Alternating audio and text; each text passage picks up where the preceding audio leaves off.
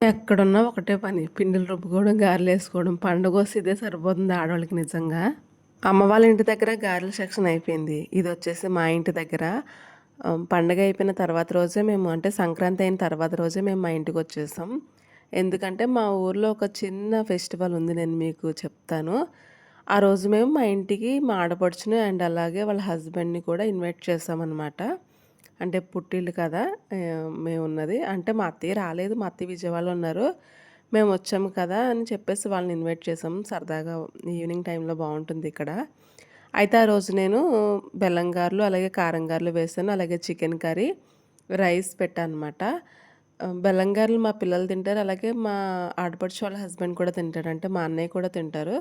So, అందుకని వేశాను. కారం గారెలంటే ఇంకా ఆల్మోస్ట్ మా ఆడపడుచు కానీ, మా హస్బెండ్ గానీ ఇలా వాళ్ళ సైడ్ అంతా కూడా కారం గారెలు ఎక్కువగా ఇష్టంగా తింటారు. కారం గారెలు అంటే ఏదో కాదండి, ఉల్లి గారెలు. నేను ఎక్కువగా కారం గారెలు అంట. ఎందుకంటే పచ్చిమిర్చి వేస్తాం కదా, కొంచెం కారంగా ఉంటాయని. ఈ వర్క్ అంతా నేను చేస్తుంటే మా ఆయన ఒక పక్కన బెల్లం తురుముతున్నాడు అనమాట బెల్లం గారెలకి.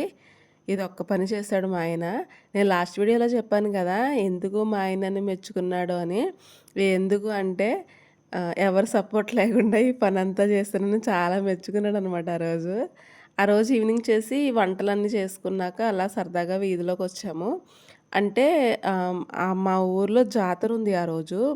ఎవ్రీ మే నెలకి, అలాగే జనవరి నెలకి ఇలా జాతరలు జరుగుతాయి. ఇయర్లీ ట్వైస్ జాతరలు జరుగుతాయనమాట.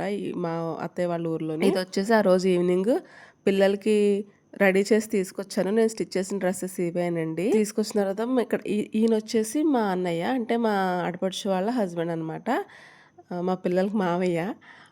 వాళ్ళ మావయ్యతో కొన్ని బొమ్మలు కొనిపించుకుంటున్నారు. మా చిన్న పాప అంటే చాలా ఇష్టం వాళ్ళకి.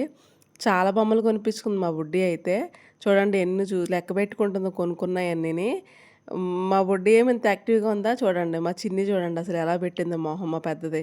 ఎందుకంటే దానికి ఇష్టమైన హ్యాండ్ బ్యాగ్ కొనివ్వలేదని. ఇంకా తినేసిన తర్వాత అలాగా మా బావగారు ఇంకా మా చిన్నపిల్ల చెస్ ఆడుకుంటున్నారు ఇక్కడ.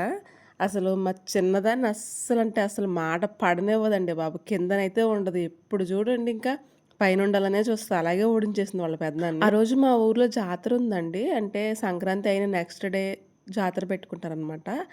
ఈ శారీస్ వచ్చేసి నేను విజయవాడలో మస్తు షాపింగ్ మాల్‌లో తీసుకొని పిల్లలకి ఈ విధంగా డ్రెసెస్ స్టిచ్ చేశాను. ఎలా ఉన్నాయో కమెంట్ చేయండి. ఈ ఓణీలు వచ్చేసి తునిలో తీసుకున్నాను అనమాట. ఎలా ఉన్నాయో కమెంట్ చేయండి.